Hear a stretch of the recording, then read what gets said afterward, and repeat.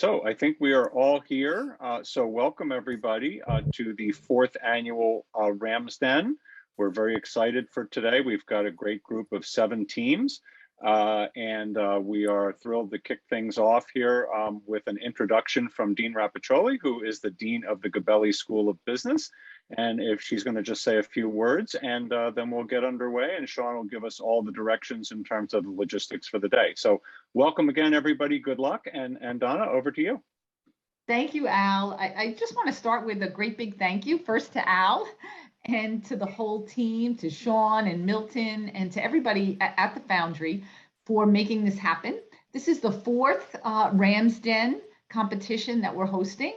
And I'm super proud of the energy that is around Ramsden. We've had more applications than we've had before, and we're giving out more resources than we have ever given before. I want to take a moment to also thank our sponsors, Silicon Valley Bank and Hubspot. They're our platinum sponsors. Let's give them a clap. Really, thank you for your support. As well as we have other sponsors, Brex, AWS, and Stripe. Again, without the support of everyone, we couldn't have these types of events.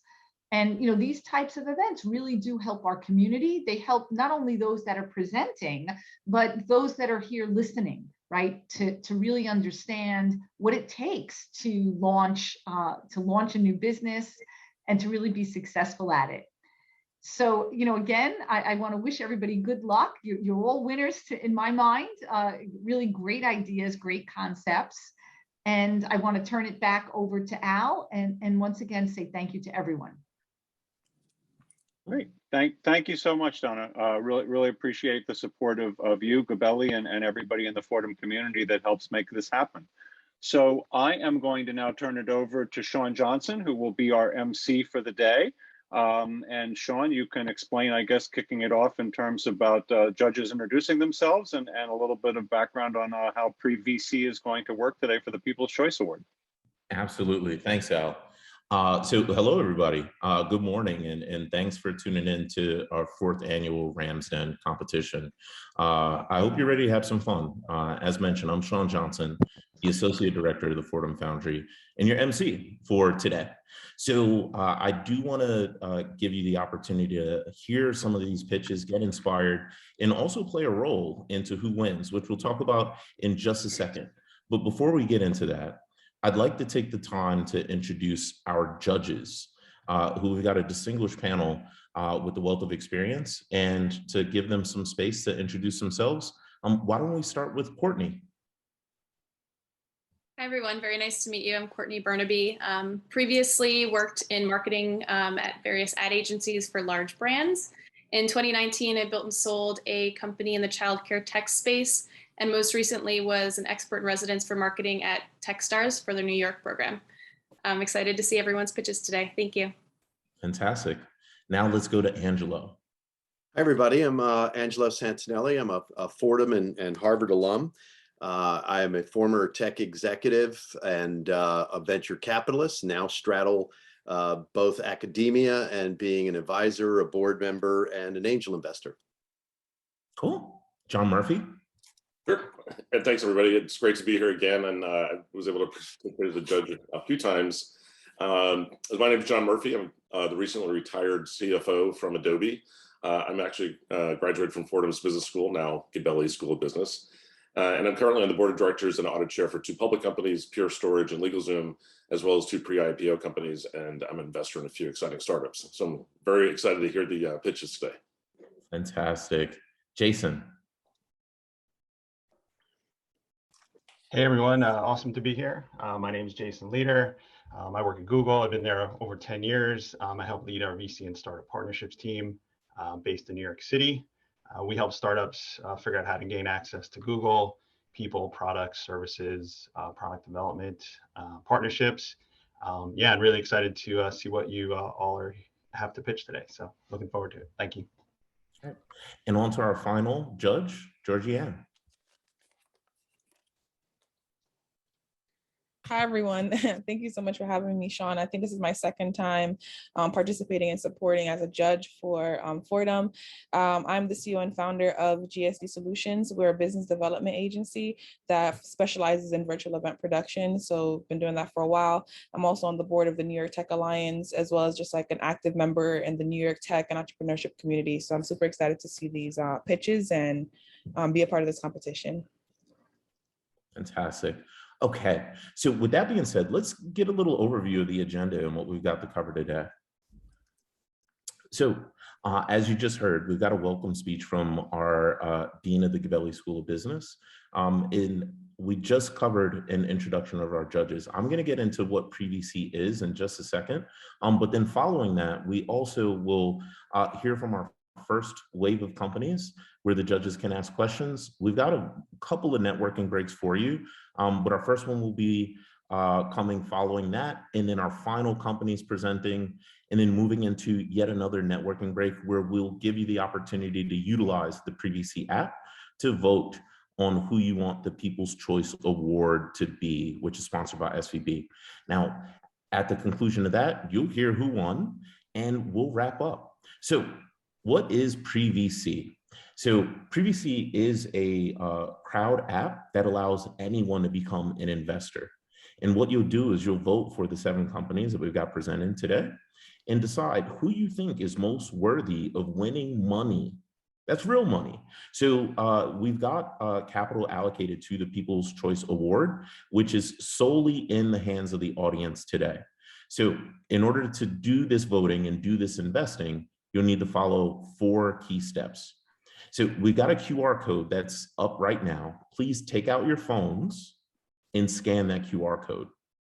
What it'll do is it'll take you to the App Store or Google Play Store, which will prompt you to then download the app. Once the app is installed, you'll set up as a pre-investor. So that'll be your role.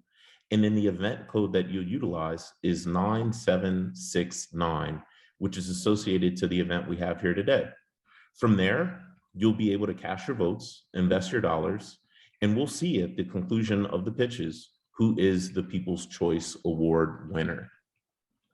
All right, so I know I gave an overview of what we have in store today, but if you'd like to follow along with what we have on the agenda for today, you can also take out your phones and scan this QR code, which will take you to our digital program booklet, so you can learn more about what's in store today and who we have with us as judges, as well as our participating companies. All right, so let's get on to it. So as I mentioned, we've got our first wave of companies that are coming to present to you now. So we've got Global Fertility Connections, TenSource, and Optimized Sciences, followed by Fur Dogs. So we're gonna get things going with Global Fertility Connections. On to you.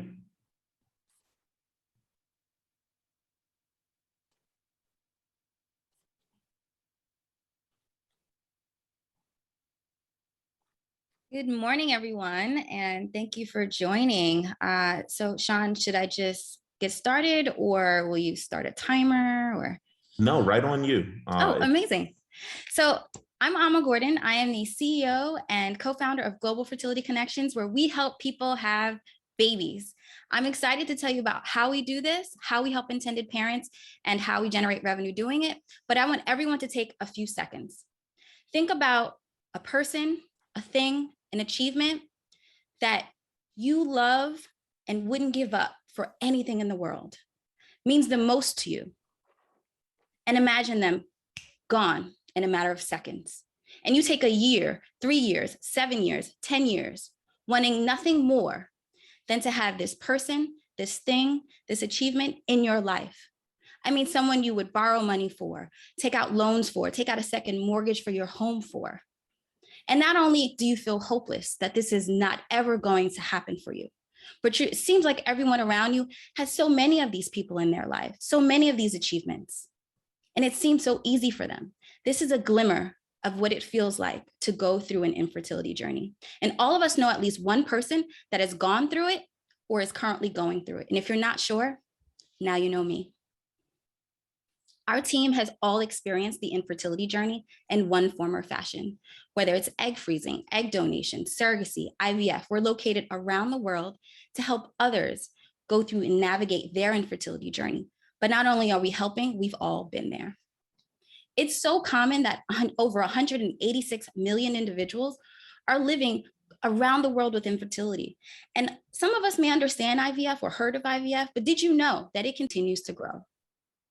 So much so that it's forecasted to reach $52 billion by 2025, primarily driven by surrogacy, about 80% of that. So that's what GFC, Global Fertility Connections, that's what we're targeting. And the market share is split between US and Europe and Asia Pac and other countries.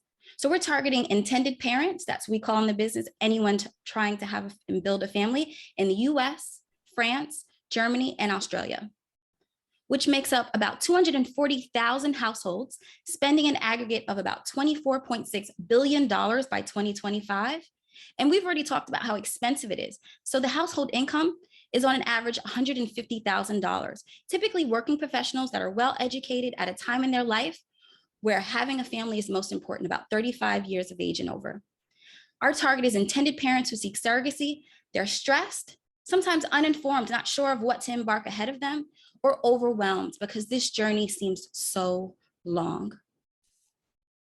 So let's talk about how it all works. IVF clinics and agencies, quite honestly, don't have the time and resources to recruit intended parents, educate intended parents, or coach them.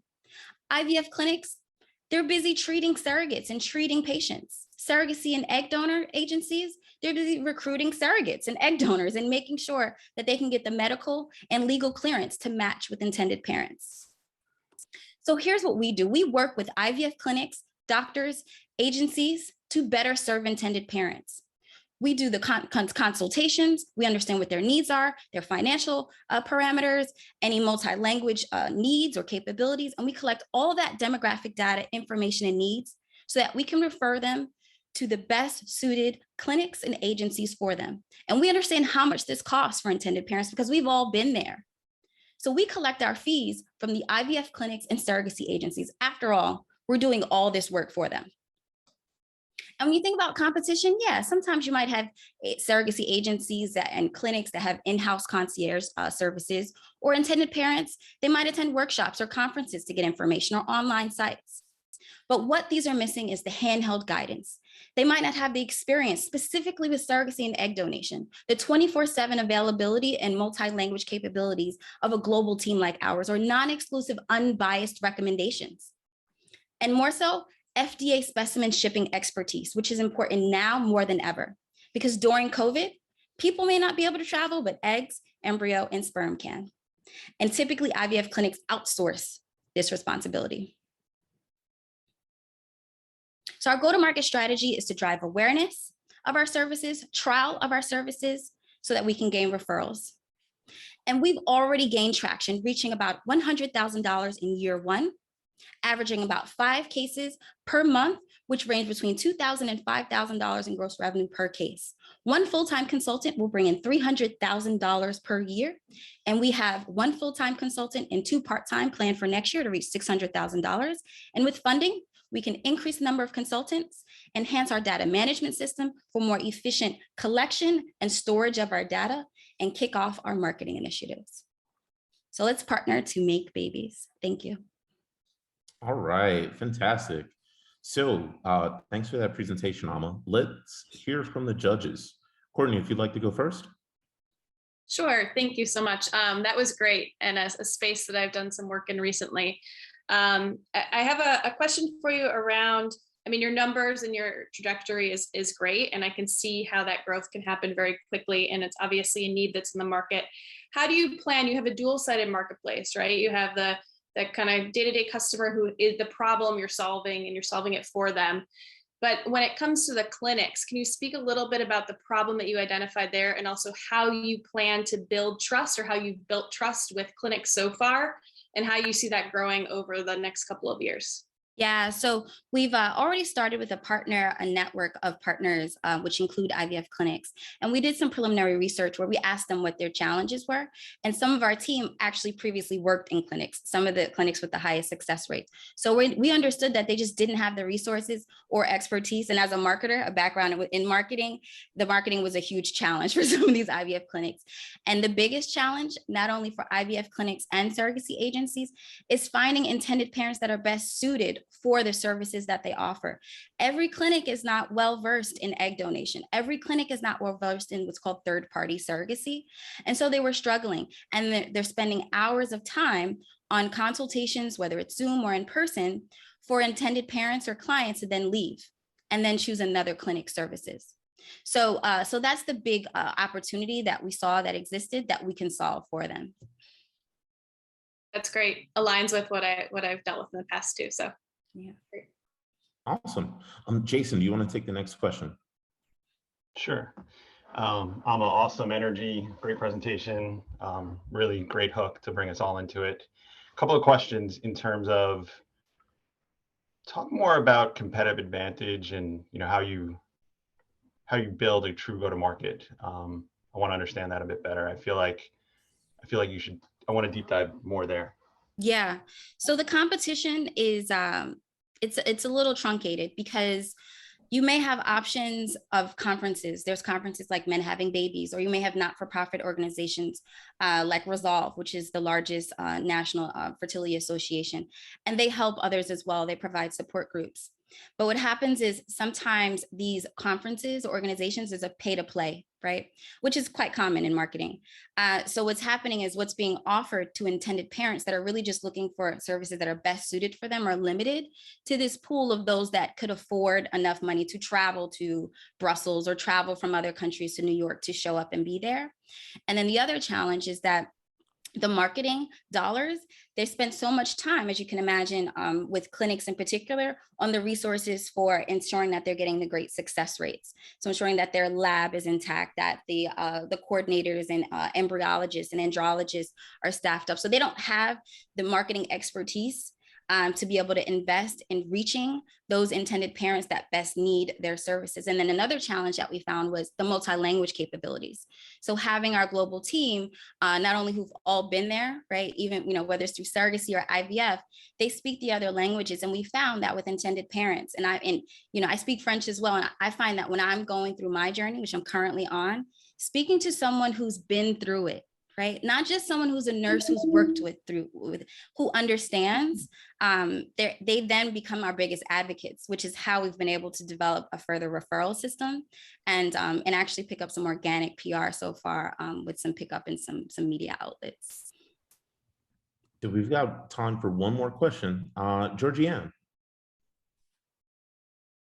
Yeah, thanks, Sean. And again, great presentation, Amma.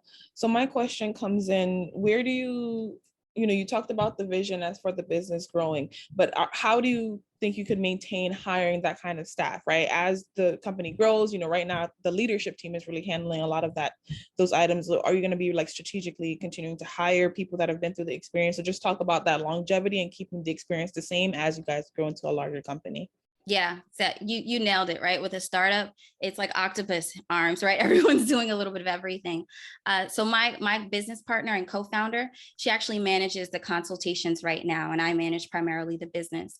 And the great news is that this is a highly lucrative industry. So one consultant brings in $300,000 in revenue, and that's only for 12 hours of work, which is a lot for a particular case, and that's per case. However, this is while we're doing things manually, while we're still, working in Word docs, and we're in the process of transitioning data management systems because we have to ensure that they're HIPAA compliant, that can do a lot of the automated communications, the automated, contact and outreach, right? So once we're able to do that, it actually would allow us to increase that revenue in the number of hours spent per case and reduce that. So in terms of how we're scaling with the number of consultants, we actually have a continuous outreach. And believe it or not, a lot of consultants who work for other companies, whether it's a clinic or an agency, are unhappy, right? And they actually don't have the resources to do their job. And because my background comes from managing and building brands and innovation in corporate America, it's all about having the resources to be able to do that. So we actually haven't had an issue. We've been really fortunate with getting consultants. With our team page, we have one person who's been in this industry for 35 years, our clinical advisor, 25 years, my partner, 10 years. So we have a tons of network of people who are also interested in joining our team as well. Awesome. Thank you so much for that breakdown. All right, off to a great start. Let's transition into our next team, which is TenSource.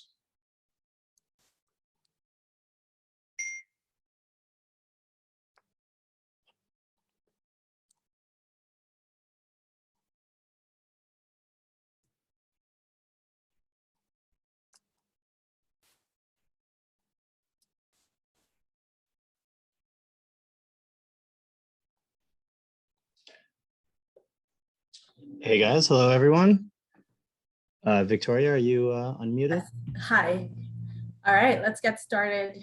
Good morning, everyone. My name is Victoria, and we are here to talk to you about TenSource, which is a new innovative way of accessing commercial real estate listings.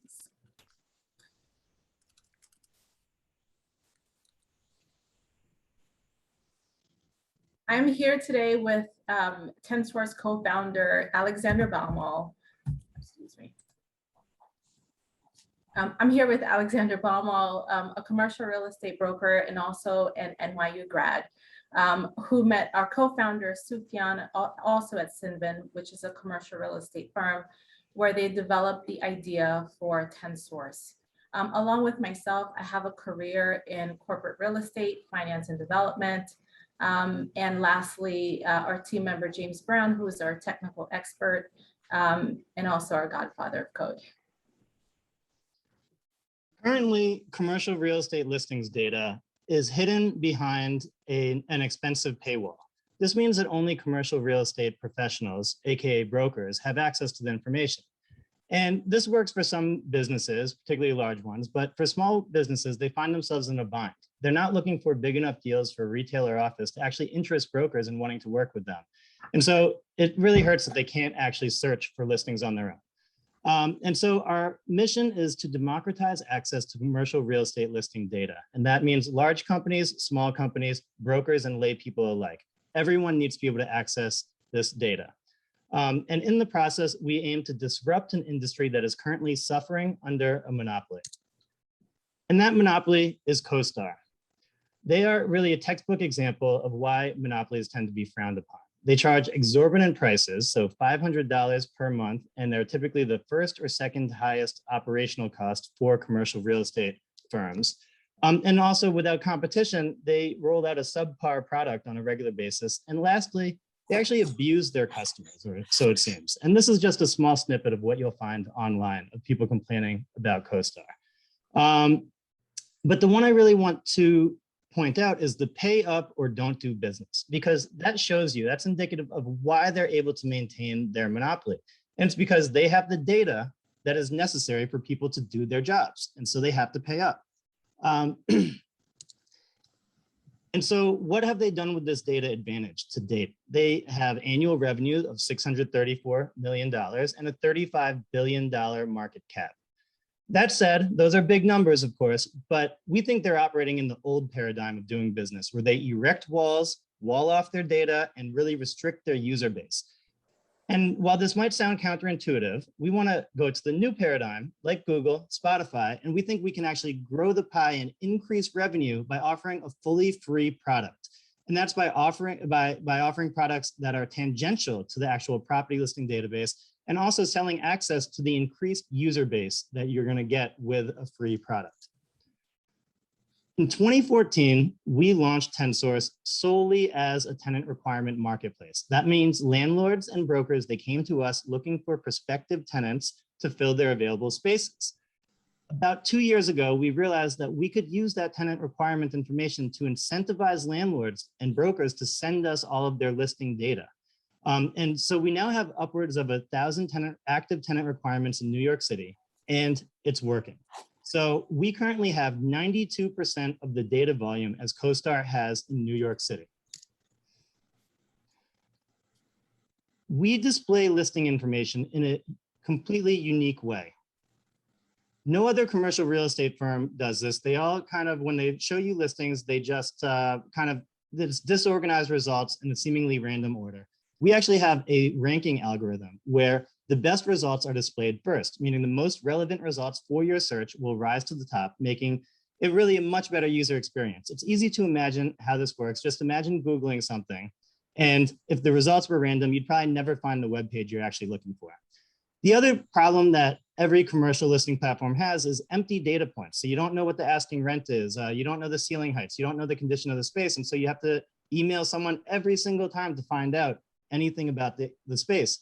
And so you'll note the ranking algorithm subtly helps with this as well. So you'll notice the 39th results on a 10-source search.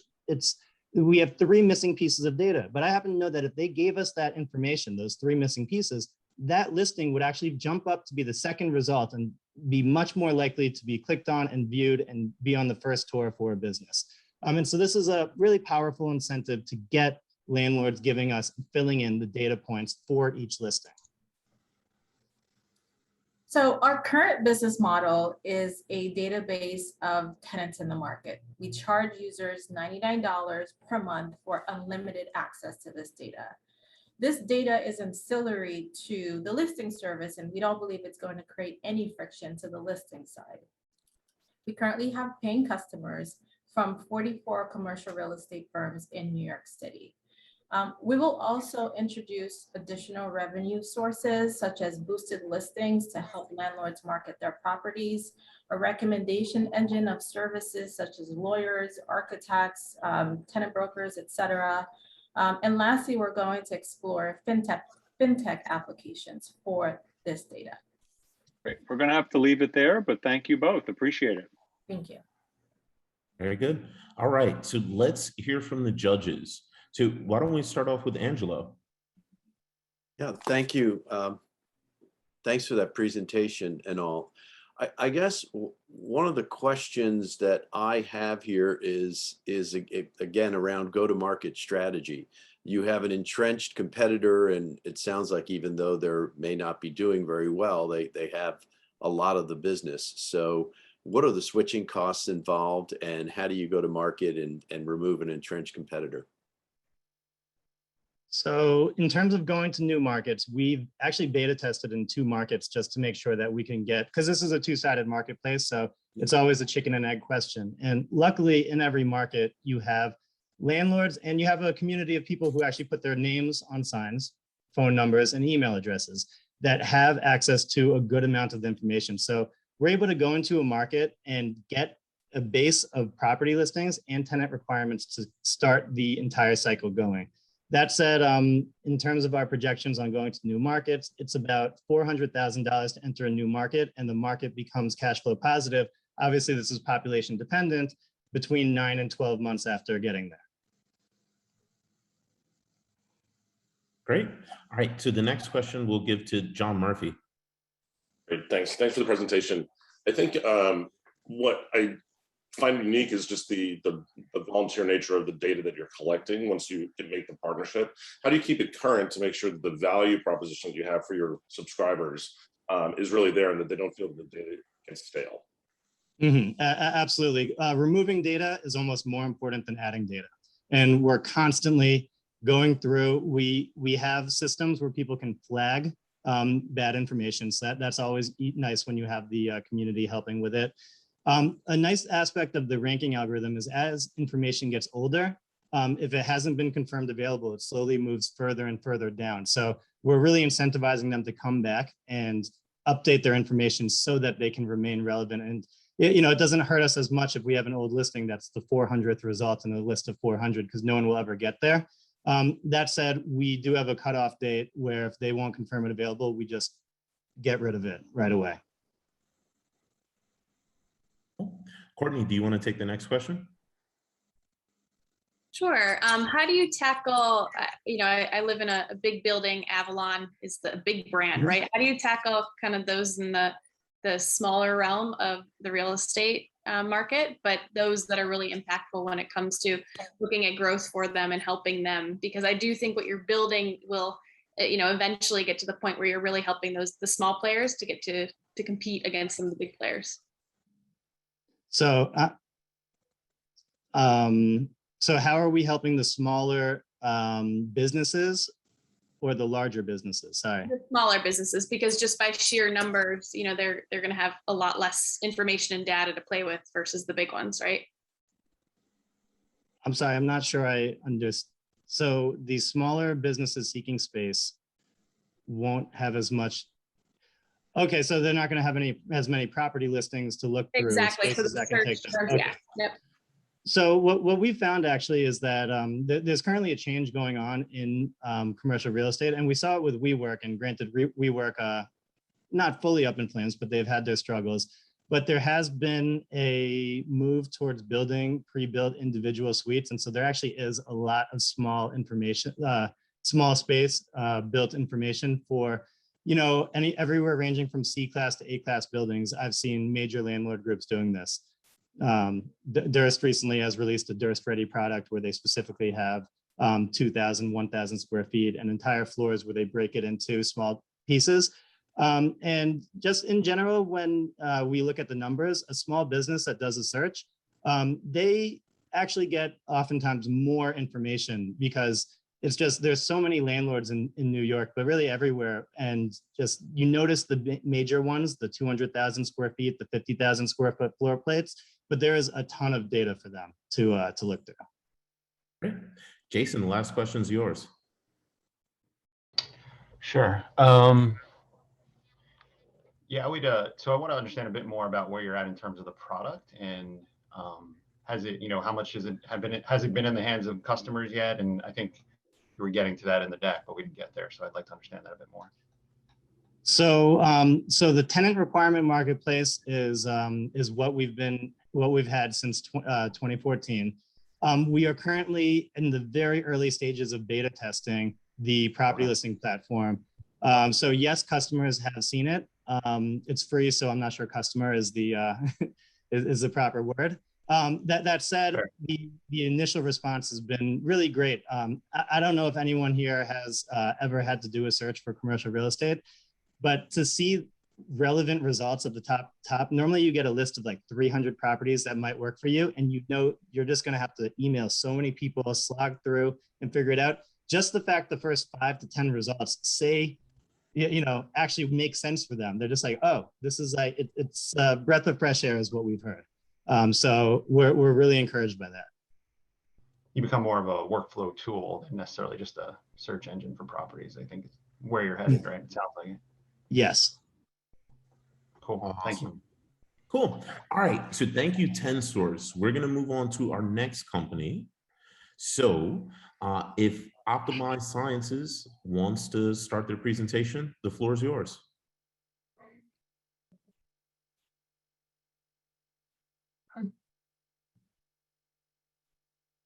Everyone, can you hear me okay? Perfectly. Can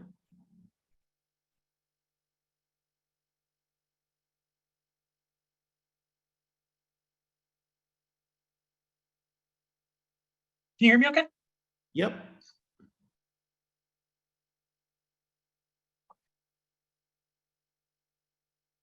Sean, can you guys hear me okay? We can hear you perfectly. I don't think you can hear us.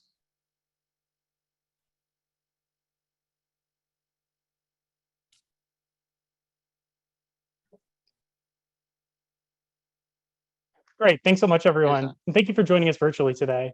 I'm Peter Barca. I'm one of the co-founders of Optimized Sciences. I'm also a Fordham alumnus. I graduated from the Gabelli School of Business. And I also have Kyle Webb with you here today. He's another co-founder of Optimized Sciences. There's 4 members on our founding team, and we started just over a year ago. We really recognize the moral imperative and upcoming regulatory imperative associated with addressing climate change. Electricity is a major contributor to climate change and carbon emissions, not only due to the coal burning power plants, but also due to losses in between generation and consumption, which will be applicable regardless of the generation source, whether that's coal burning, wind, solar, et cetera. And we're introducing a solution called software-defined electricity, which is going to help address this problem. Software-defined electricity reduces power consumption by 25%, which will help organizations meet their sustainability objectives and reporting requirements.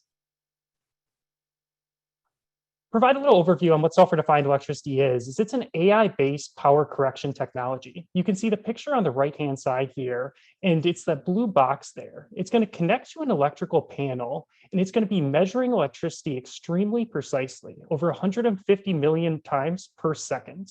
And then within that device, it's going to it's going to calculate the required correction, and it's going to make corrections to the electrical state as it's flowing through at over 1 million times a second. The impact is we're going to decrease electrical consumption by 25%, which we had an opportunity to validate in association with UL in February of 2020. Based on that 25% savings alone, we expect a 3-year payback on software-defined electricity. But in addition to the 25% savings, SDE will help us reduce electrical outages, which by their nature are always unplanned outages and are extremely expensive for any type of production or manufacturing environment. It's going to make electrical equipment work better as well as last longer, which will have economic savings as well as a sustainability savings, as we'll be refining less rare earth metals and just manufacturing and shipping less equipment. And finally, the precise measuring capabilities associated with software-defined electricity are going to allow us to better understand and predict what electrical equipment is doing, which will enable advanced functions such as sensorless monitoring and predictive maintenance, as well as some higher level functions such as enabling ESG reporting. The technology has gained some notable accolades in this past year since we got started. Most predominantly, we got called out by the UK National AI Strategy, which was delivered to the UK Parliament just in September of this year. I'm going to pass it off to Kyle. Hello, everyone. My name is Kyle Webb, co-founder of Optimized Sciences. And what I'd like to do today is talk you through a little bit about the marketplace activity that we've been engaged in over the past year since founding our company, as well as some of our forward-looking priorities. You can see on the screen here some of our key wins. Our strategy for business development has been solely anchored in organic growth. Our team has a combined 45 years of professional services experience crossing different domains, including cybersecurity, systems integration, and smart grid technologies. We have leveraged that experience to bring forward near-term revenues and organic growth related to professional services that have opportunities to introduce software-defined electricity products and enable longer-term product sales. Our focus for 2021 is really about priming the pump, building the pipeline for 2022 and beyond, as well as bringing in near-term revenues to accommodate the organic growth strategy. Next slide, please. Forward-looking priorities in terms of our market activities could really break down into 2 different categories. We have our tactical priorities and our strategic priorities. On the tactical priorities for next year and beyond, it's really all about realizing the pipeline that we've been developing this year. I'm going to draw your attention to our NATO defense client, one of our larger opportunities.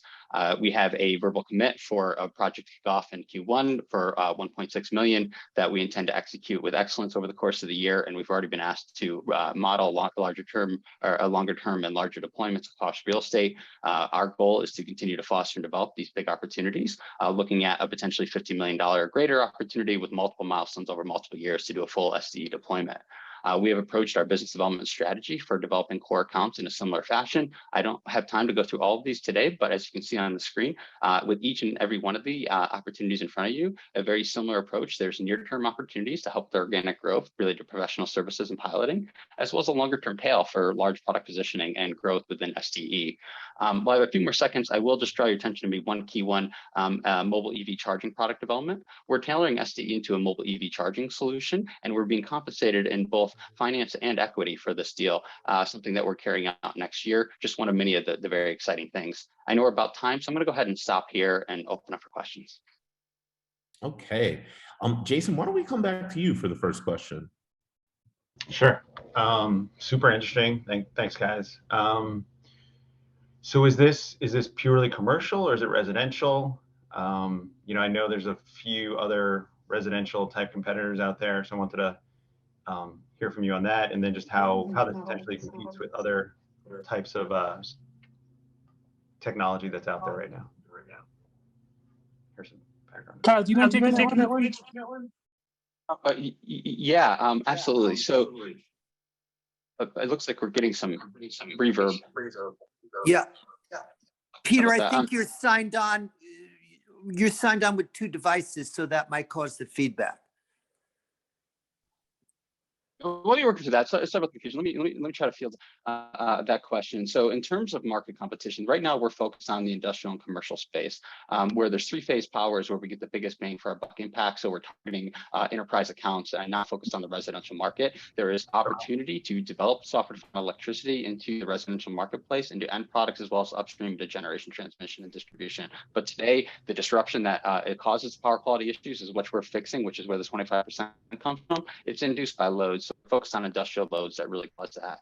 In terms of marketplace competition, there are other power conditioning problem market, but nothing in the world that completely rebuilds the sine wave with AI like we have. It's truly unique and it can stand alone from a competition standpoint. Cool, thank you. Garrett, are you back with us?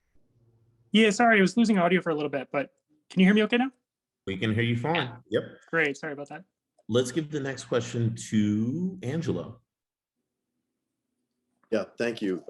Really interesting, guys. I guess I had the similar question to Jason's, which it was not apparent to me, where the initial target market was going to be, or necessarily, why they need it. I mean, you point to a less than 3-year ROI. My sense is that's probably load dependent, amount of kilowatt hours used. But I think more important to me is, can you talk a little bit about what is the novel IP here? What is hard to copy or purchase in the market that you've come up with, and is it patentable? Yeah, absolutely. Thanks so much for the question. The intellectual property associated with this is patentable, and it has been patented. Software-defined electricity was developed by our strategic partner, 3DFS, and we've partnered with them in order to introduce this technology. One member of our co-founding team actually helped found 3DFS and sat directly within that organization as well. And then we decided to spin off Optimized Sciences specifically to focus on commercializing software-defined electricity. They will continue to own that physical hardware IP. And then Optimized Sciences, our organization, will own all of the digital products and all the IP associated with how we use the data associated with software-defined electricity to get some of those remarkable insights, which really are exciting. If you don't mind me elaborating for a moment, with this technology, we'll have the ability to identify individual loads that are existing and consuming power within a network.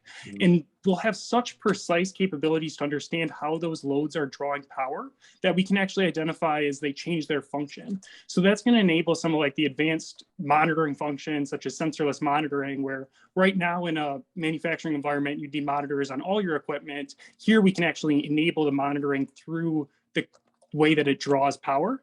And it will also enable some functions like sensorless monitoring. So we're partnering with 3DFS to commercialize both the physical portion of this technology as well as the intellectual property on the digital side.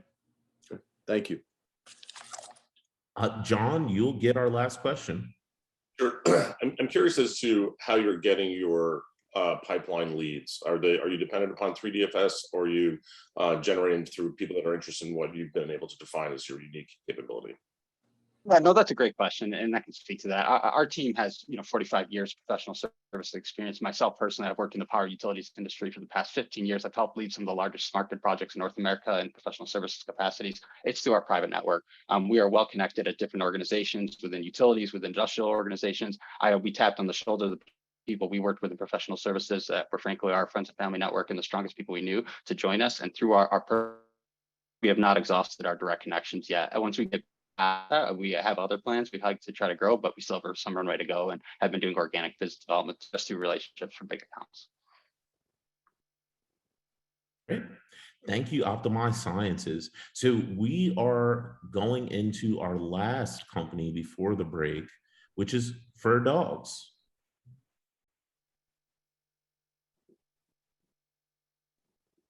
You're on mute.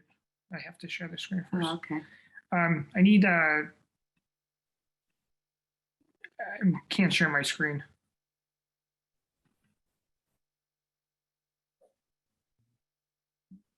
Try again, Kevin. Okay.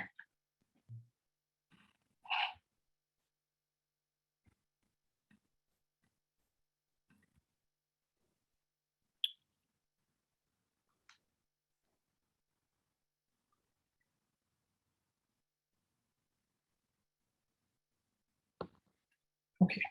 Hi, good morning. My name is Edith Pomposo, and this is Dr. Kevin Collins, and we have our two fur kids here today.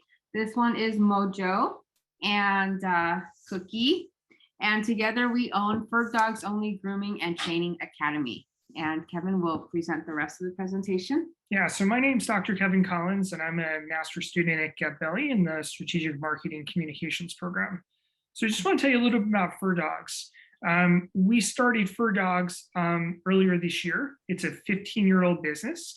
And when we began in the pet grooming business, which is really a result of our two little guys here, we realized that there was a huge gap because it's almost nearly impossible to get groomers. And the wait to also get your dogs groomed can also take a substantial amount of period of time.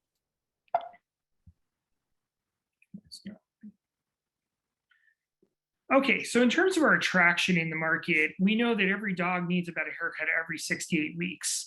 And what's interesting about this is, despite what most people think, grooming salaries can average between $75,000 and $100,000 depending on the market you're in. And COVID has created a critical shortage in this industry. It was really bad a couple of years ago, but with the vast number of people getting dogs, it's become even worse. The pet industry in general, we just take it from a larger macro view, is about a $2 billion industry.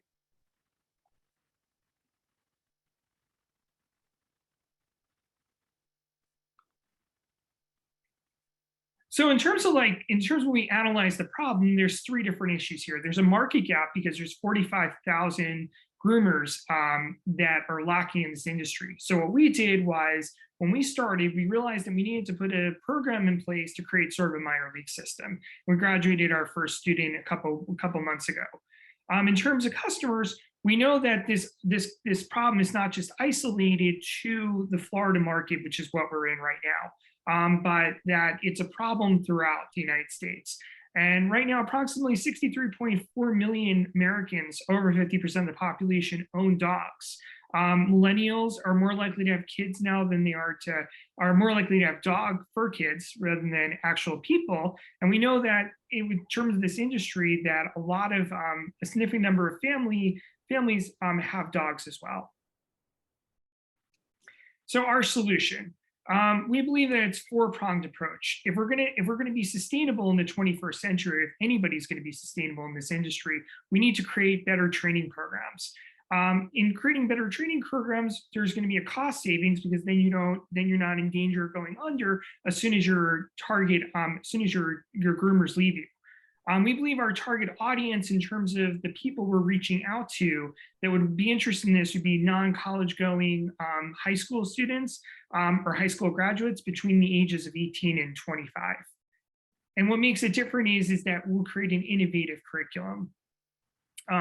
We believe in terms of getting there, there's franchise development we could do. We could easily expand across the United States. And what's really nice about this industry is there's a low cost of entry to get into the industry. Our competition in the Florida market.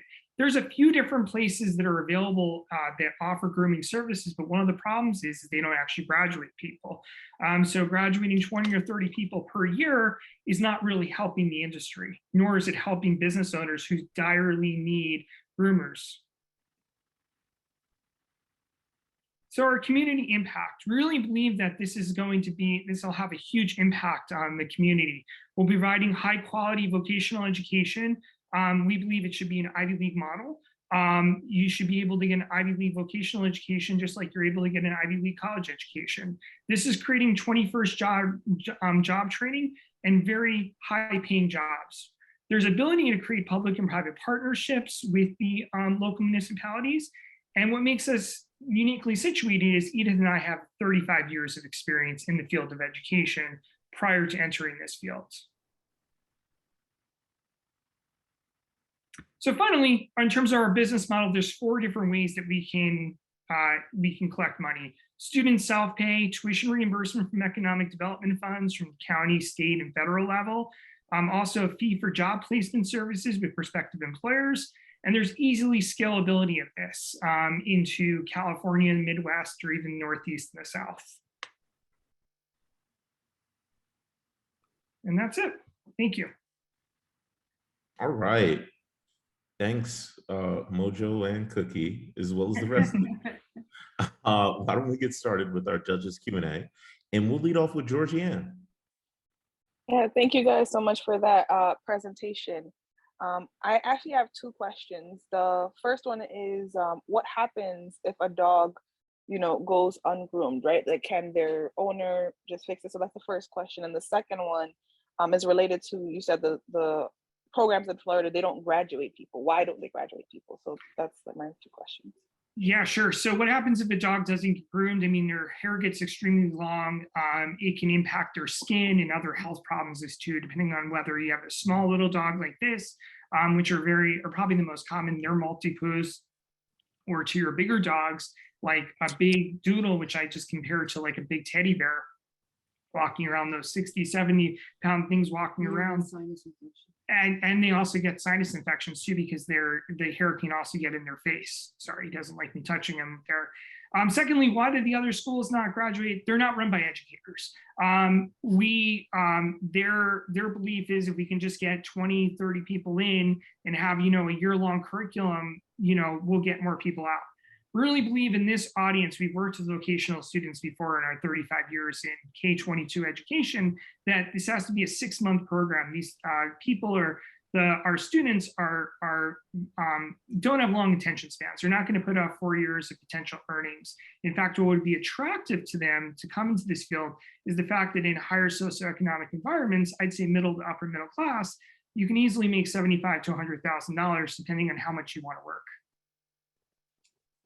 Okay, thank you so much for those answers. Sure. So next we'll go to Courtney. Thanks for that presentation. I think it's a very interesting idea and great. A question around the competitive set. I mean, what you're building is higher quality than anything that's currently out there. I don't have a pet, but I grew up with pets and my friends have pets. But from what I know, what you're building is almost like the Aveda Brown Institute of what exists for hair training, right? So how do you think about your competitive set when you're looking at it? I know you spoke to that broadly, but really when it comes to quality, what would you compare yourselves to? We would compare ourselves to, in the vocational industry, there's really nothing else out there. The only thing I can think of is maybe Paul Mitchell. They're hair cutting. They're like probably the elite in that industry. I mean, compared to our competitors, I think what would make us attractive is this highly innovative curriculum, which I actually didn't get to talk about a little bit, which we do 4 prongs. One, there's opportunities for economic development funds, so they're actually really not going to pay. 2, we have a curriculum that blends both online and instruction in person, so they're actually doing it after a couple of weeks worth of study. 3, we also combine a business component because we realize that 50% or so of our groomers are going to probably want to go open their own business. So we give them also the basic business skills to understand how that stuff works. And then 4, if the students live afar, they can come live near us.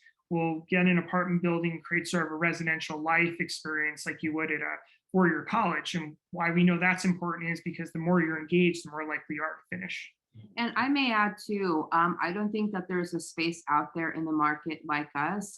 These ideas are taken from our 35 years of experience. Kev in education. Kev these ideas are grounded all in education research. As Kev went to the top schools, he's a graduate of Columbia and Penn. And as working on the field in the trenches as associate dean in these for-profit colleges, I studied the models that I worked at.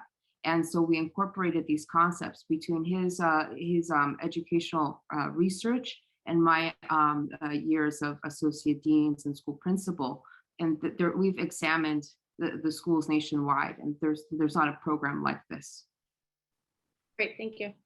Cool. Angelo? Yeah, again, some of the questions I have were already answered. I guess one question I have is, you mentioned that the low cost of entry is an advantage. Could you expand upon that a little bit? Sure. So if you were to, so the way we see it is that in order for this model to work, you're going to have a school and then a pet grooming salon, because you need you need dogs after a couple of weeks of instruction. So the average going business in the pet industry to buy an existing business is between $100,000 and $150,000. So the way we see it is expansion throughout the United States would mean there'd have to be a complementary academy to groom the dogs, at least in that regional area, and then vertical businesses that are that offer pet grooming services. And then we can, you sort of a minor league system, once your groomers are created, you can then disperse them out to the different businesses you own, franchise model, or whether there's sort of this other hybrid model we've been thinking about.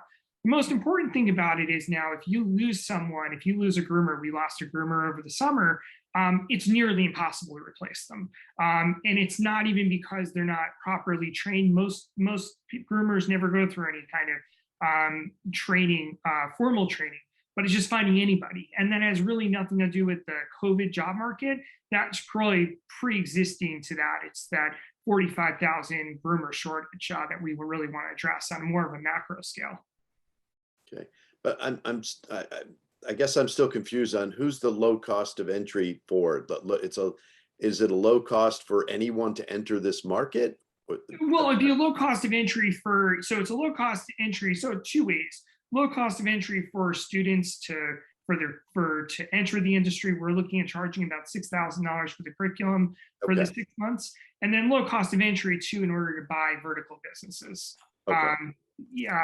So I don't really think that when business owners enter this industry, they realize the need to train your own minor league farm system.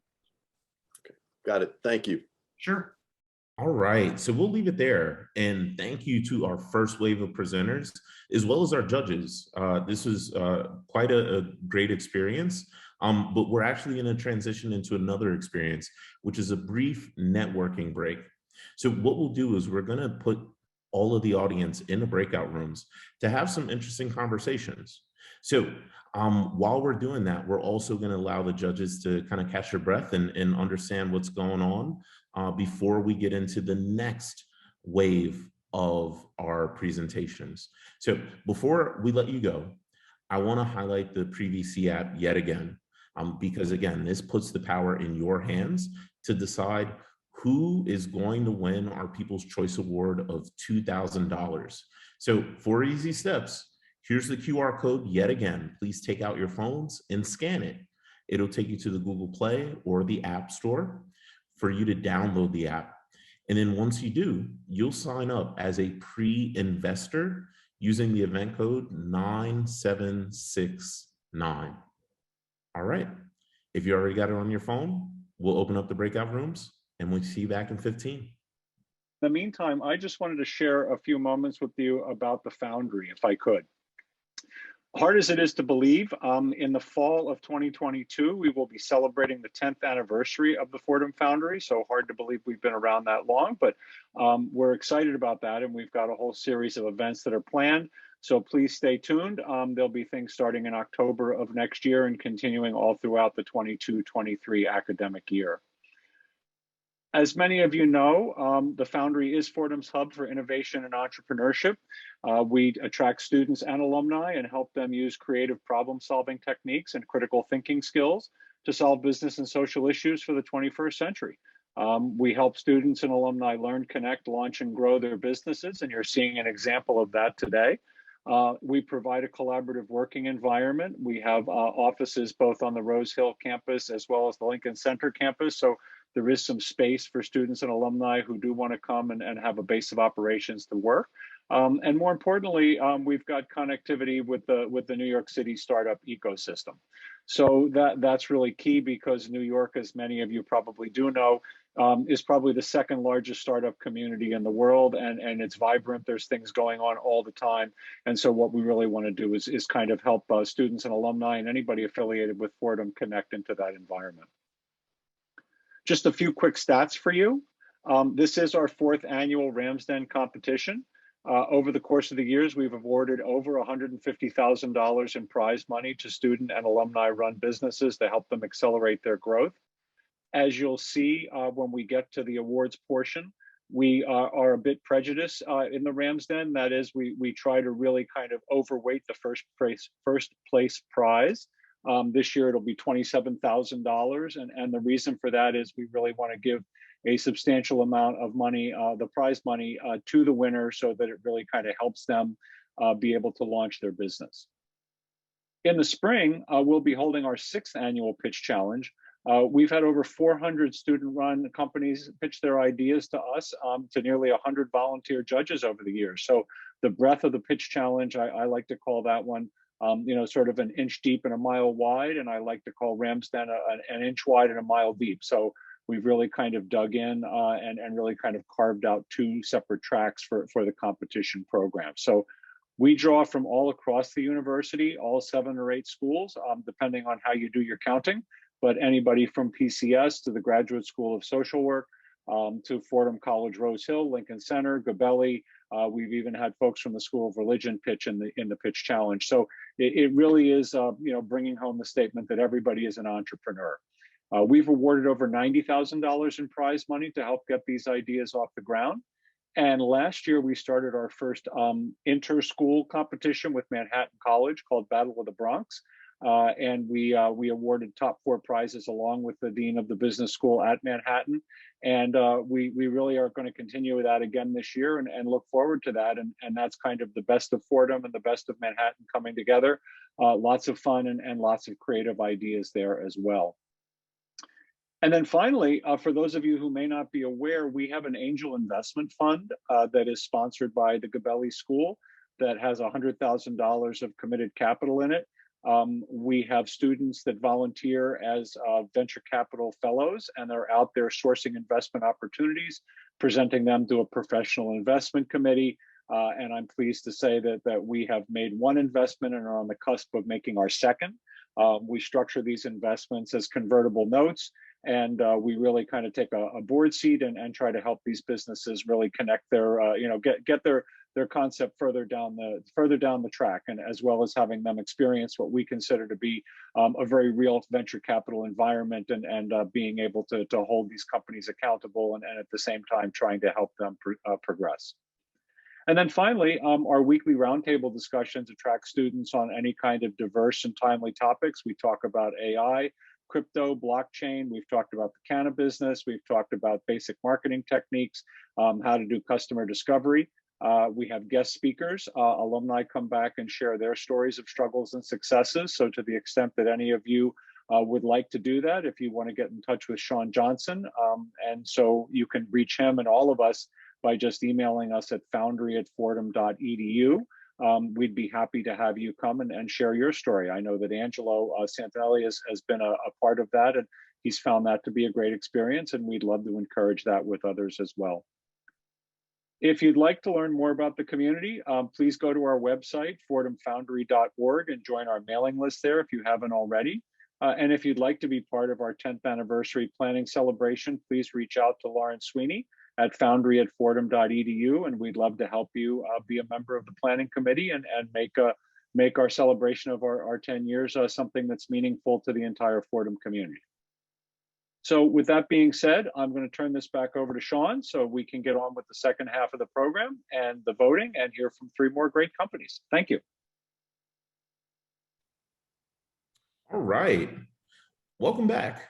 But if you're new here, this is the 4th annual Ramsden competition by the Fordham Foundry. So we just had 4 amazing companies give their pitches, and now we've got our final 3 that'll come up next. But before we get into them, I want to introduce you to yet another QR code. So this QR code is actually your access to the Fordham Foundry community Slack. So we manage a Slack channel where conversations are happening across a myriad of different topics. And we find it to be a connective tissue between friends of the Foundry, alum, students, and anyone that wants to explore what entrepreneurship looks like, how you might step into it, get questions answered, as well as find resources that you can connect to, such as events and the like. Now, we're going to have our next networking break be structured around these affinity groups. And here's just a sampling that we've provided for you today. So if you've already joined the community Slack, feel free to extend those conversations. But for now, please use these abbreviations as a appending on your Zoom name. So if you modify your Zoom name now, one of our community managers in this Zoom will actually shuttle you off to one of the 5 breakout rooms so you can have deeper conversations during the networking break around these topics. So the topics are conceptual stage, or CS, no-code development, or NCD, underrepresented founders, or UF, venture capital, VC, or cannabis. If you're not sure what a few of those are, I'll just call them out to be clear. So no-code development is if you got an idea, but you don't necessarily have or want to deploy the technical skills to actually launch that. There's still ways that you can launch your business. Underrepresented founders, you might be a woman, you might be a person of color, you might be a first-gen immigrant, you can be anyone that doesn't fit the standard monoculture of what we think of when we think about a typical founder. So however you identify, we welcome you to participate in that conversation. And the rest, I hope, are pretty self-explanatory. So transitioning into our next wave of participants and companies, we've got Disco, Tridex Services, and Rareform up next. We'll be starting with Disco.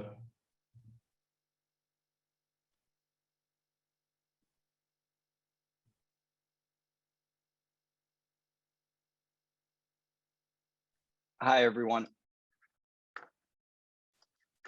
My name is Russ, and I'm an undergraduate senior at the Gabelli School of Business.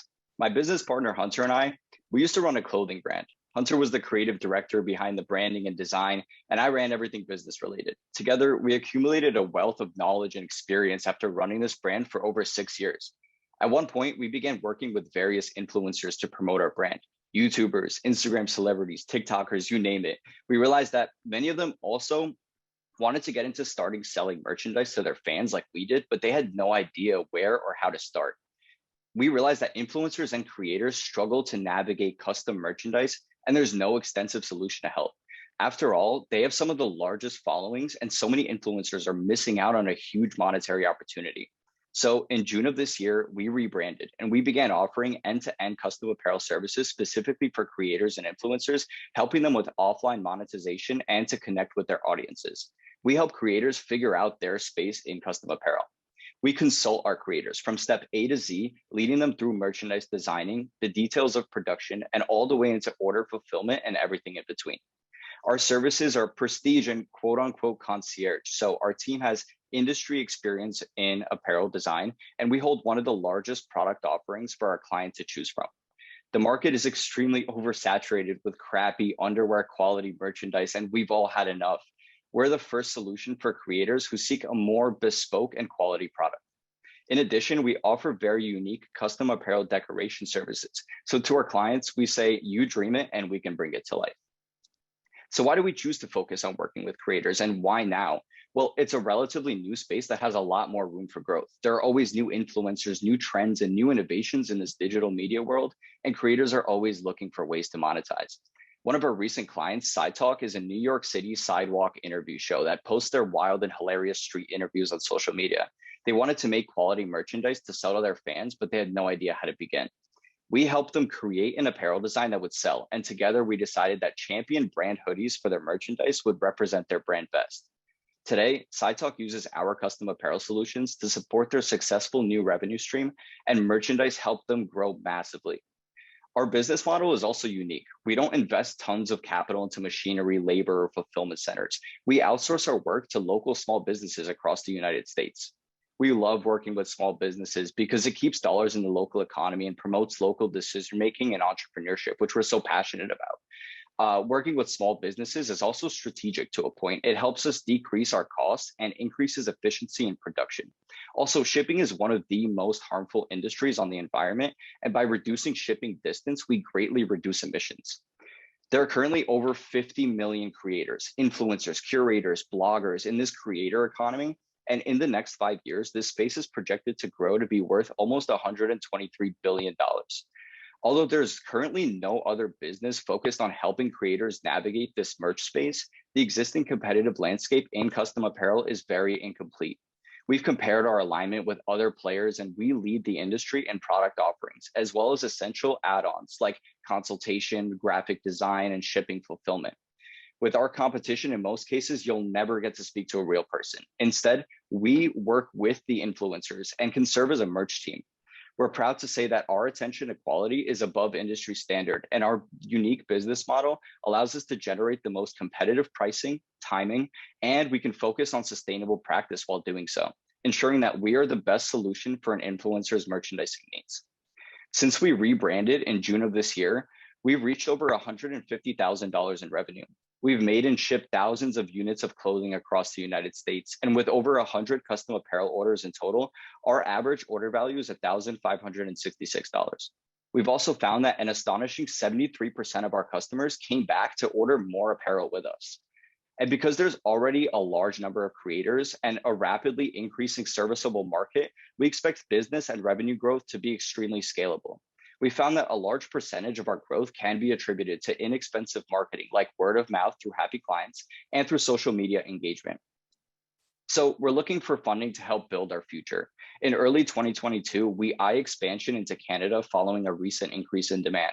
And we'll also be developing a young graphic design team on contract, focusing on helping them, the college students and recent grads, to build their portfolios. In addition, we plan to expand internally by increasing our product and service offerings like web design for these influencers to have a platform to sell their merchandise, and investing in tech infrastructure to automate processes and simplify the logistics. Thank you all so much for your attention. I'll leave the slide up for a moment in case anybody would like to take down our contact information, but we'd be happy to answer any questions regarding the business. Awesome. Great job, Russ. Let's get into questions from the judges. We'll start with Georgianne.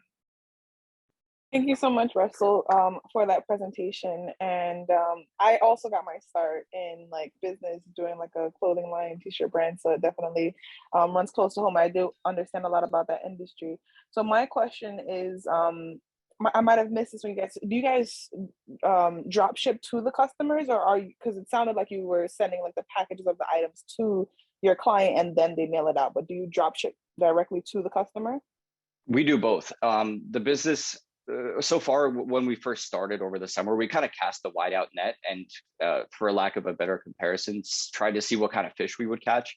And people range, clients range. So we work with smaller influencers who like to take the merch themselves. Maybe they have management teams who like to do the fulfillment themselves as well. So we're very flexible and partner with everyone, but we do drop ship as well. And that's Side Talk, the client I mentioned. A large part of their business model is actually drop shipping straight to their customers. Okay, and I have one second follow-up question in regards to, you mentioned using a lot of different small businesses that are kind of all over the country. And with the different small businesses, everyone's rates are different. So how do you guys kind of streamline that process in making sure that your client gets one rate, but you're then, trying to manage like 20, 30 different rates from the small businesses?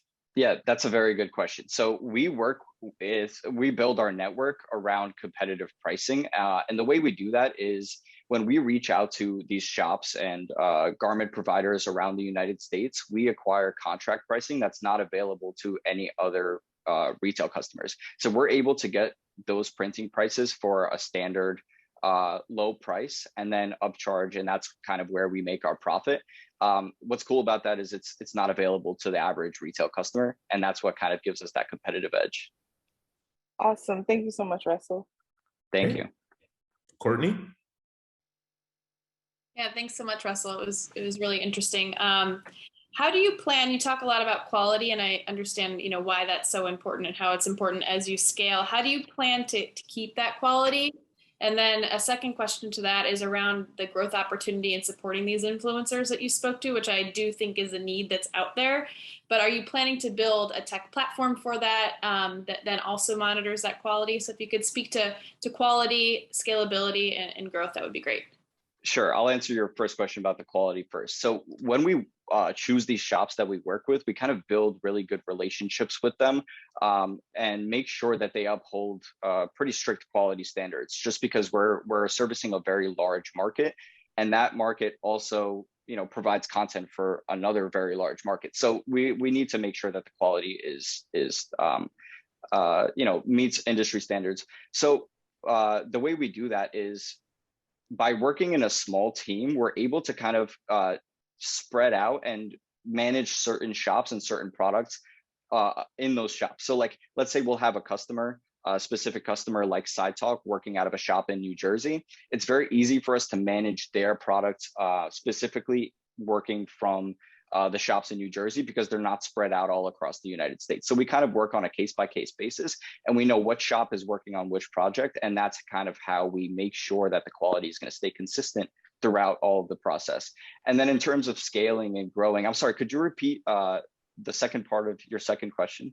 Yeah, I know you mentioned some of the other aspects outside that from like helping them market themselves as influencers and things like that. Are you planning to kind of build a community, an online platform, or what's your thinking around that? Yeah, so that's kind of the beauty about this, is it's such a new space for people like us. And my partner and I, we understand it best just because we're growing up in this space. So we understand what their needs are, and the needs are always developing. So we do see industry or potential for us to expand in this industry, to offer web and SEO services, to offer marketing consultation services. But our focus right now is primarily in custom apparel, because we see merchandising as such a big platform for a new potential revenue stream. And a lot of creators are already utilizing it. It just doesn't make up a great percentage of their total revenue right now, because they don't know how to enter the market. And that's basically what we're here to help them do. Awesome. And the last question will go to John Murphy. Great, thank you. Great presentation. One of the things I was trying to understand on your competitors, one, the sizing of your competitors to where you are today after the rebrand. I think you've got a good track record in terms of the momentum in your sales. And because on your comparison chart, you have yourself all green, and you have the other guys kind of deficient in certain of the areas you're talking about. So why are you hitting all the marks there? And then if you give me an idea of the size of the other guys. Yeah, so I guess what we're doing is we're targeting influencers and clothing brands, and we're offering that kind of like prestige, boutique, bespoke service that none of our other competitors are offering. And that's kind of taken them from step A to step B, step A to step C, consultation, graphic design services. So our product servicing is greater and larger.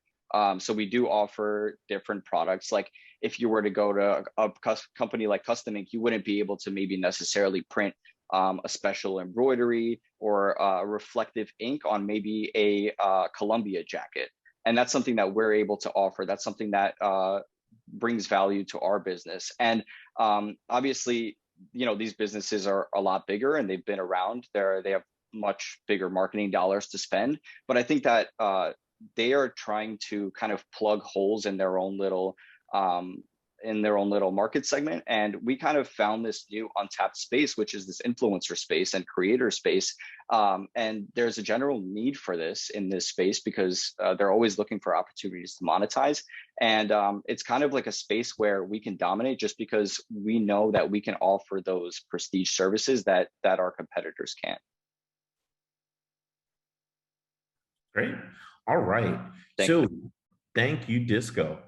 So before we transition into our next team, I just wanted to just make an announcement about the Affinity Group. So I realize that the slide might not have been there for long enough for you all to capture it.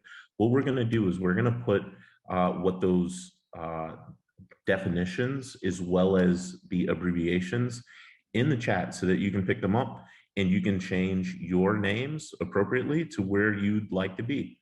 So if you can tell, I just changed my name. So you can do that for yourself. If you just highlight your own picture, there should be 3 dots with more opportunities to select a different name. You'll just go to rename and put that appending on your name. So moving on to the next team, we've got Tridex Services.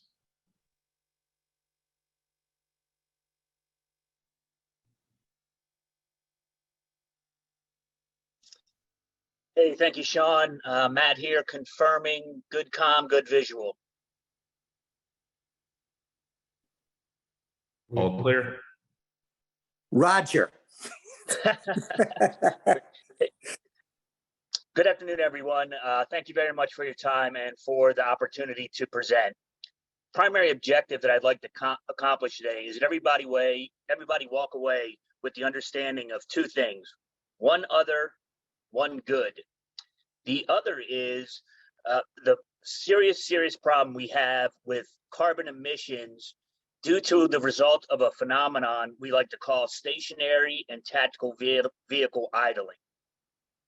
And that is because of legacy lead acid batteries. And we'll get into that and examine that from a top level of the order of magnitude and how significantly that contributes to our carbon footprint. That is the other. The good is Tridex Services, we have an enabling technology that can mitigate that and go a long way in reducing that carbon footprint. And subsequently, there's a very significant market for that justifies trying to develop that minimum viable product and penetrate the market. Perfect segue, brief overview regarding Tridex Services. We're a certified woman-owned small business located near the Research Triangle Park area of North Carolina, founded by Dr. Julie Markowski. She's our CEO, just very extensive background in commercialization. Her husband, Larry, is the Chief Technology Officer, Principal Investigator. Lots of experience on different formal programs of record, being that PI, number of patents. And then our lead engineer, Ty Salmon, again, before he joined the Tridex team, dabbling into the power and energy space, he was actually did a lot of engineering with automotive and racing team. As for myself, Matt Mendez, I'm the Vice President of Client Services and Program Management at Tridex, currently an executive MBA student at the Fordham School of Business. And then in a former life, I was a U.S. Navy A6B Prowler Electronic Countermeasures Officer. And we specialize in high power radio frequency communications, electronic attack, electronic surveillance, and electronic countermeasures. So brief background about the team, because that's important. You can have the most innovative and disruptive idea, but if you do not have the team in place to execute, then it's never going to come to fruition. So the problem, what is stationary and tactical vehicle idling? Essentially, and in layman's terms, it's, and how many times have you gone to a Love's or been by a rest area and you see a parking lot full of 18-wheelers and they're just running and just fuel is being burned. Same thing you take that family vacation and you're on the highway and you see the semi off to the road with that engine just idling. That is the problem, because that directly contributes to that carbon footprint. And we'll see here in the next few slides just the drastic order of magnitude of this problem.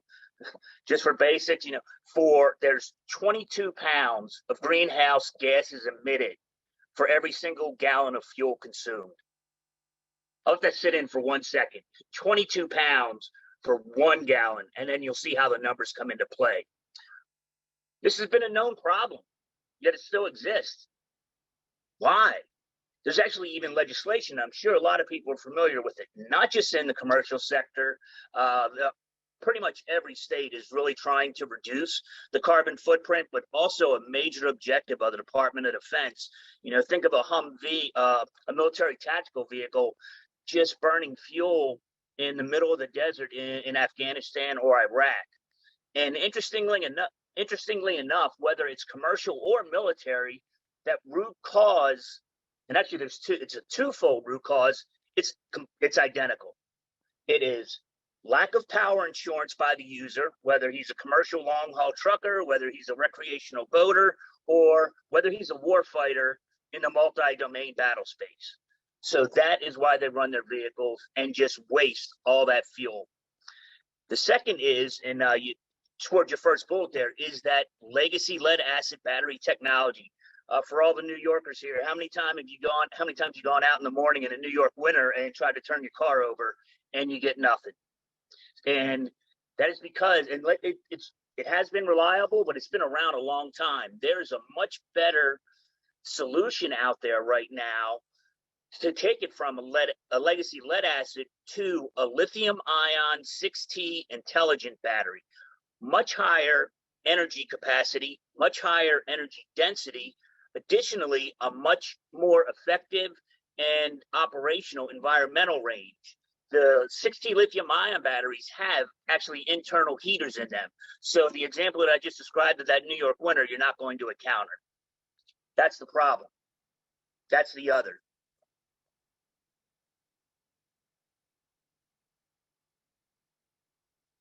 Market size, then I'll jump into actually how the solution plays. And I alluded to this as well. Think of everything that needs to be run and have power insurance for longer than, the trip to grandma's that's an hour or two.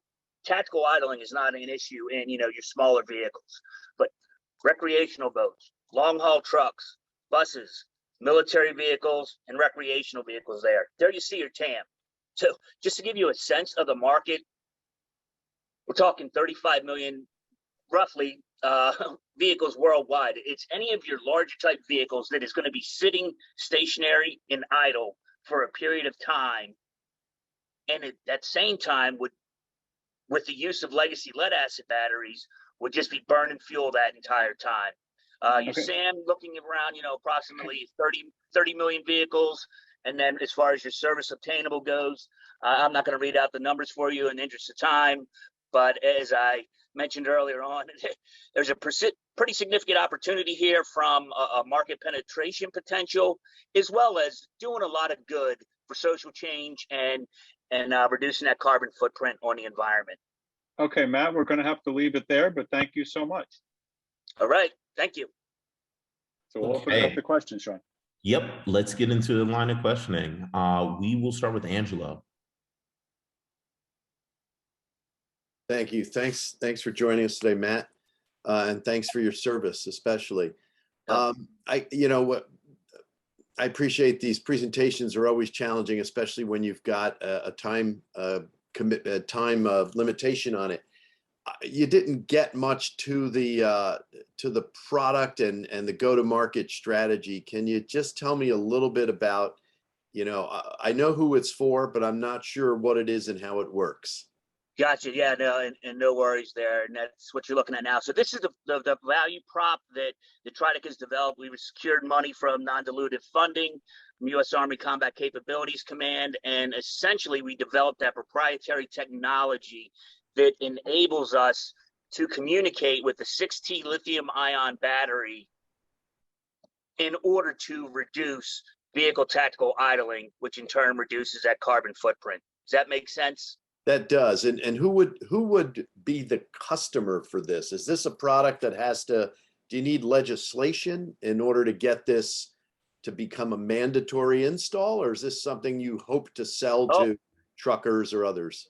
And not at all. And actually, that's a great question. Legislation would, of course, help and facilitate, but negative. You do not need the legislation to go ahead and penetrate this market. And it is the dual use market. And I kind of alluded to, we're 20-year power and energy experts in the DoD space. And that's kind of where we, held our hat. But we're seeing for the first time just a huge dual use capability in both the commercial sector and the military sector. All right. And we'll hear from John next. Great, thank you. Yeah, thanks again for the presentation, and that was helpful to understand what the solution is. Could you talk to me about competition and who would you be going up against? Spidey senses are spot on. So the good news is we're essentially a green market. I kind of really went into the difference between the lead acid technology versus the current lithium ion 6T that's available. Been around a while. Lead acid charging market is completely saturated.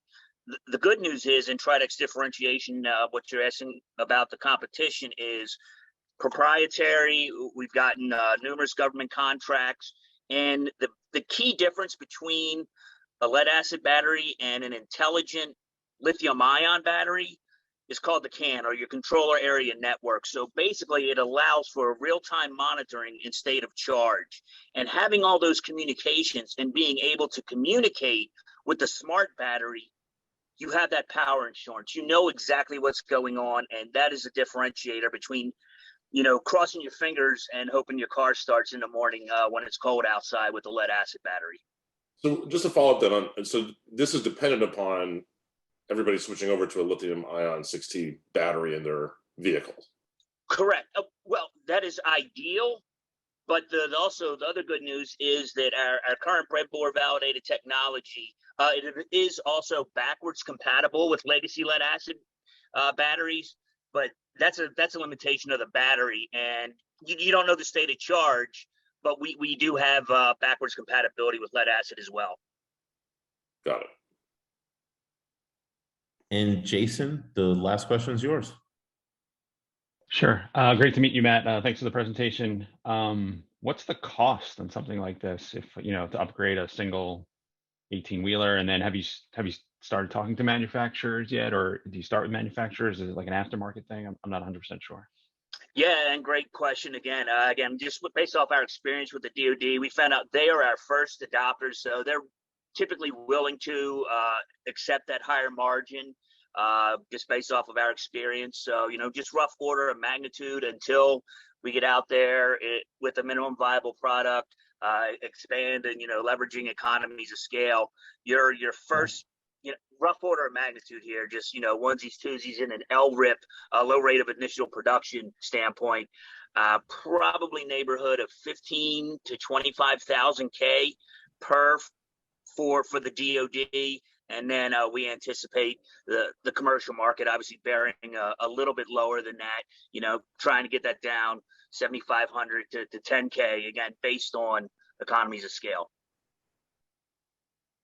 Okay, thank you. Okay, well, thanks, Tridex. So now we're going to transition into our last company on the day, which is Rareform.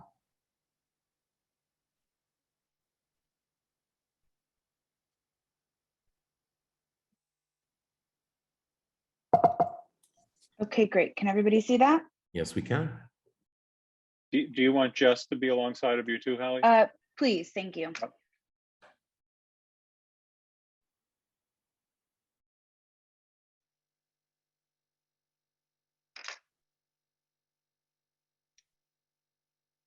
Thank you for having us today. We're Rareform, and our company exists because we're passionate about supporting independent artists. The music industry has gone through a rapid and radical transformation over the last decade.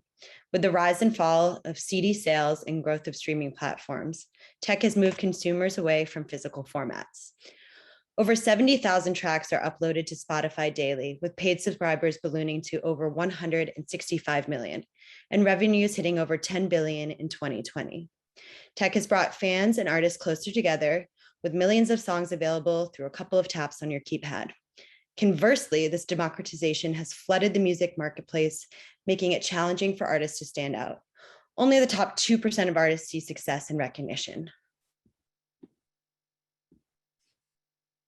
Each year, direct artist revenue has increased. In 2015, the recorded revenue was over 256 million. And by 2018, it had more than doubled to 641 million. It's projected to reach over 1 billion in 2022. This has made many artists question if they need to sign a label deal. In recent years, the shift in the industry and growth of streaming has led artists to explore other distribution models. With new distribution options, more artists are choosing to release music without a label and sign direct deals. These deals provide distribution services, but offer less infrastructure than the traditional deal, where power was consolidated around the label and artists had less control and less direct revenue. This new model requires artists to hire and manage their own teams, including press, radio, creative, and advertising. While this gives the artist greater creative control and more revenue, one question still remains. Who is going to run and manage these teams, and how are they going to break through in a competitive marketplace? This is where Rareform comes in by offering the infrastructure, strategy, team management, and advocacy services that are lost when an artist does a direct deal. We've helped artists not only navigate the shift to streaming, but thrive in it. We're scrappy like our artists and polished like the biggest labels. We exist to usher in a new generation of talent. I'll now pass this to my partner, Hallie, to explain more on Rareform. Thank you, Jess. We serve as the strategic team around the artist and manager, helping them eschew the traditional label contract for more autonomous model of self-releasing. We offer three main services. The first is marketing and digital campaign management. We work directly with the artist team and create bespoke marketing campaigns that speak to each artist's unique circumstance. Our second offering is playlist pitching. We pitch music to streaming platforms, including Apple, Spotify, Amazon, and more. And finally, we offer digital advertising solutions. We manage advertising across social platforms such as Facebook, Instagram, TikTok, and YouTube. We currently have two models for revenue. For digital and marketing campaign management and playlist pitching, we charge a flat fee ranging from $200 per hour to $5,000 per month. For advertising, we charge 15% of the overall advertising budget. Since launching Rareform, we have around 30 clients in 6 months, and during this period, our projected revenue is over $110,000. In Q1 of 2022, we are projected to increase our revenue by 18%, with new employees joining our team and upcoming campaigns that kick off in 2022, we believe we'll see steady growth in all quarters next year. We're rare, it's in the name. That said, across our suite of core capabilities, we do have competitors. Blackstar focuses on product management and social strategy. Terrorbird specializes in radio promotion, PR, and playlist pitching. And our closest competitor, M-Theory, handles artist management versus the strategy we provide. Indirect competitors include distributors that offer in-house marketing services. However, these services are not their primary competencies, so teams are often inexperienced and the support that artists needs is deprioritized. And finally, creative agencies. They're focused more on content execution rather than upstream strategy. Our 2022 focus is to scale our offering to support more artists and increase revenue while remaining lean operationally. We plan to bring on 2 new team members in Q1, allowing us to bring on more clients across all 3 services. By increasing our revenue through our current service offering, this will allow us to achieve our long-term plan. In the next 3 to 5 years, we'll build out 2 new revenue streams, including purchasing artist catalog and offering brand and sync pitching services. We could speed this up, but we will need outside investment to do so. Myself, Jessica Page, and Hannah Mogilescu are the 3 founding partners with over 30 years of experience working in the music industry. Together, we've worked on multiple Grammy-winning and nominated albums, including Flume and Tycho for Best Dance and Electronic Album, Courtney Barnett for Best New Artist, and Alabama Shakes for Album of the Year. We've led promotional strategies for tours ranging from a few hundred to tens and thousands of attendees.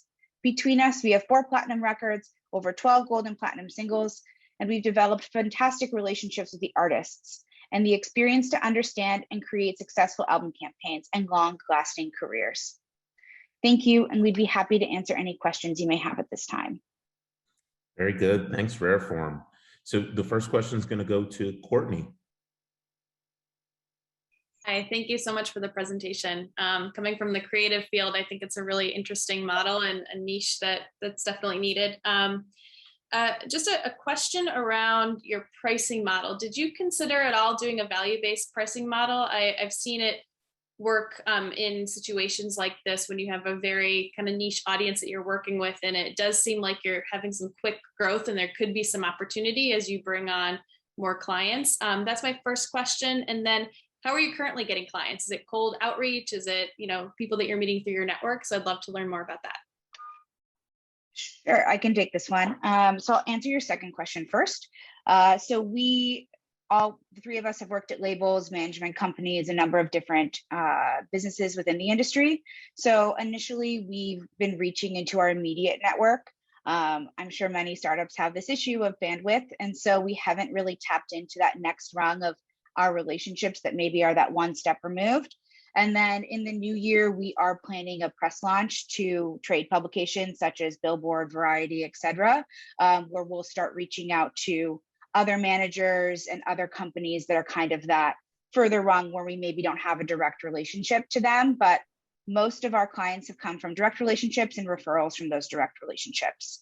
And regarding the pricing, we did want to stick with this pricing, at least to begin with. So on the low end, the 200 per hour really is how we're able to be an option for really developing artists that maybe aren't ready for a full suite of services and can't really afford them, but that's still a foot in the door to working with us. Upwards of, depending on whether you want the full suite of offerings or just cherry picking a few of them, that's when you start getting up to that $5,000 per month. And the way we looked at it was that we were a flat fee across a campaign. So it really helps an artist to be able to better budget. But then long-term, they're retaining their rights to their royalties. So they're increasing their revenue to their artist business long-term. Great, thanks. Next question is going to Angelo. Thank you. Thanks. That was a very good presentation and very interesting on how you've identified, this spot in the market. I guess for me, the biggest question I have, I had two, and then you answered one with the last slide. The one that remains is, explain to me whether or not CA is the gorilla in the market that you're competing with, or a potential partner in all of this. So creative artists in Nashville, New York, and LA. Oh, CAA, the agency? CAA, yes. Yeah, so they work in a different sector of the business than us. So they're more in the live sector of the business. So we would work with them more as either like a referral network, which would be very helpful. Or a lot of our artists have agents that they work with, whether it's a William Morris, a CAA, or some of these more bespoke agencies that have started coming up after Paradigm disbanded. So they work more in the touring space, but we work more in the recorded music space. So we could partner with them where they do have them as an agency, but we're handling all the marketing either for their tour potentially or for their album. Okay, great. Thank you. I think it'd be helpful, again, this is a short presentation, but in the longer ones, helping people understand where you fit in the ecosystem would be great, because I'm very familiar with them and what they do. So to hear that you're potential provider to them or partner is really good to know. Yeah, they're go ahead, Jess. Overarching team. So they would be a team player with us, helping build out our artist team. And they're definitely a key team player in the live sector. And that's what they do. But we would consider them a team member. Okay, great. Thanks and good luck. Thank you. And the last question goes to Georgianne. Yeah, thank you so much, Ali and Jess. Very good presentation, as everyone said before. My question is around, how long do you guys work with the clients, right? Like you mentioned, they come in and the goal is to have them scale and grow, and you're really focused on that early stage. So like, what is the client life cycle, the artist life cycle with you? Sure. So it depends. I mean, we're working some single campaigns, some EP campaigns, which are shorter albums. Those could last anywhere from a few months to 6 months. Upwards to a full album campaign. It could be 14, 15 months for the full life cycle, from when the album is done and we're starting to do our work to when it's starting to be marketed to customers, to tours that happen on the back end of a campaign. But what we found is once we start working with a management company, we generally will work with one of their clients, and then that expands to 2 to 3 to 4.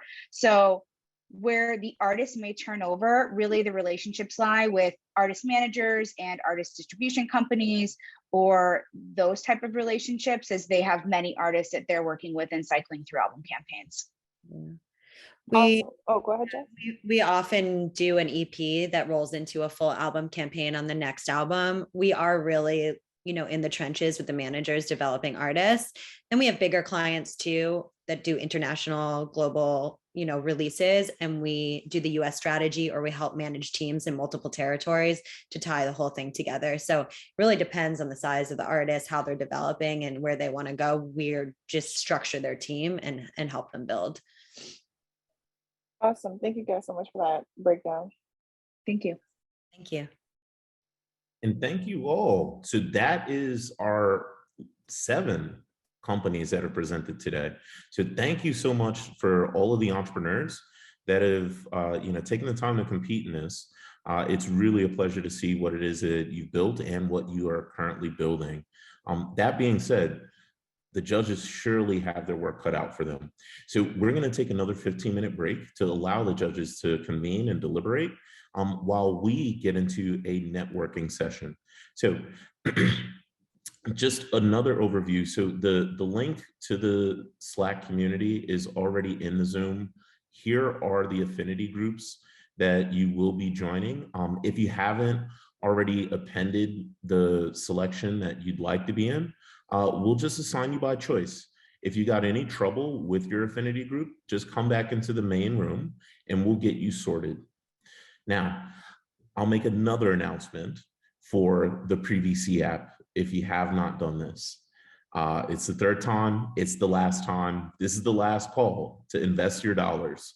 So scan this QR code, download it from the Apple App Store, Google Play Store, and sign up as a pre-investor using the event code of 9769. This is your last chance to cast your vote and invest your dollars. Otherwise, we'll see you in the Affinity breakouts. Okay, everybody, welcome back.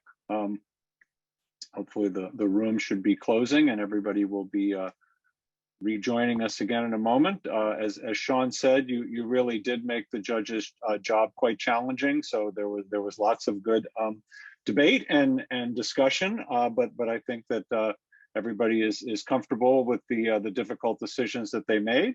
So with that, Sean, you're somewhere in my little square here, but I'm not quite sure where. So I'm gonna hopefully turn it over to you so you can introduce Ozzy and we'll get on with talking about the winners. Very good. Yeah, well, welcome back, everyone. Hopefully you found today to be pretty inspiring, whether it's in the community and the fellowship that you had in the breakouts, or the inspiration that comes from the founders that are brave enough to put themselves out there and build something that matters. So I'd like for us to hear from another person who will also be announcing our winners. Ozzy Usman. Hey, everyone. Past Ramsden winner, Fordham alum, and the CEO and co-founder of Aqueduct. Hey, Ozzy. Hey, everyone. Thank you so much, Sean. And thank you, everyone, for joining. This was really, really great to see, especially on the other side of the presentations where I don't have to present. So as John mentioned, my name is Ozzy. I run basically 3 companies that provide small business solutions ranging from credit card processing to loans to digital currencies for businesses. So that's kind of what my focus area has been for the last almost 3 to 5 years.